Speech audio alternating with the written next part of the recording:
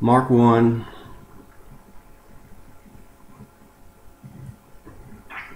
verse 23. Now there was a man in their synagogue with an unclean spirit.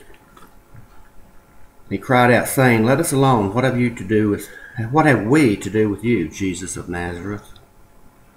Did you come to destroy us? I know who you are, the Holy One of God." But Jesus rebuked him, saying, "Be quiet and come out of him." And when the unclean spirit had convulsed him and cried out with a loud voice, he came out of him. Then they were all amazed, so that they questioned among them, saying, "What is this? What new doctrine is this? For with authority he commands even unclean spirits, and they obey him." And immediately his fame spread throughout all the region around Galilee. It's interesting that the demons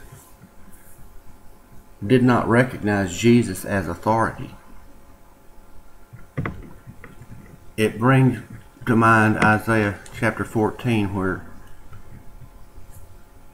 it describes the fall of Lucifer from heaven. Evidently Lucifer had become, or was, number 2 in the realm of heaven. And he heard rumors that, he heard that someone say, "Let us make man in our image." And he became concerned, possibly, that he was going to be demoted to position number 3. And he went and looked in the mirror and he saw himself, and he realized how fabulous he was, and how magnificent and how beautiful and powerful he was. And then he began to become dissatisfied with his current position, and he began to fantasize, and he pondered, and he thought, and he considered, and he decided, "I know, I will ascend." And he began this long plot of his declaration of independence. So Satan rebelled from God, not in the classic sense that he desired to destroy or overthrow or replace God. He simply decided to be independent from God. So he declared his independence and basically told God, "You go ahead and do what you're going to do. I'm going to independently go over here and do what I'm going to do." And that is what he did. And he took his disciples with him, who were the demons of the day, and of our day today. And so here it is, millennium later, that Jesus confronts this man with this demon.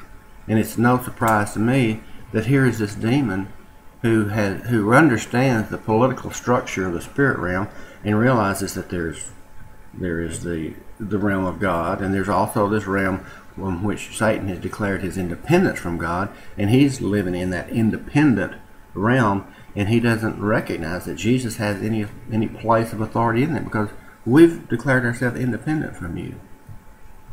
What he does not understand is that in spite of their declaration, Jesus in fact is still the legitimate authority. And I just think it's interesting to note that in light of realms of authority, how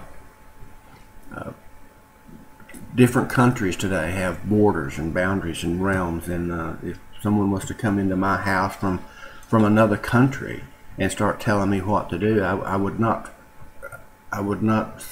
be comfortable with submitting to their authority, because they have no authority here. If a Russian dictator came into my home and started telling me I had to leave or I had to do this, I would say, "What have you to do with me? I know who you are, but we have nothing to do with each other." And I think that might be some insight into what was going on in reality from the demon's perspective, and the real perspective of how legitimate authority and illegitimate authority have come to clash.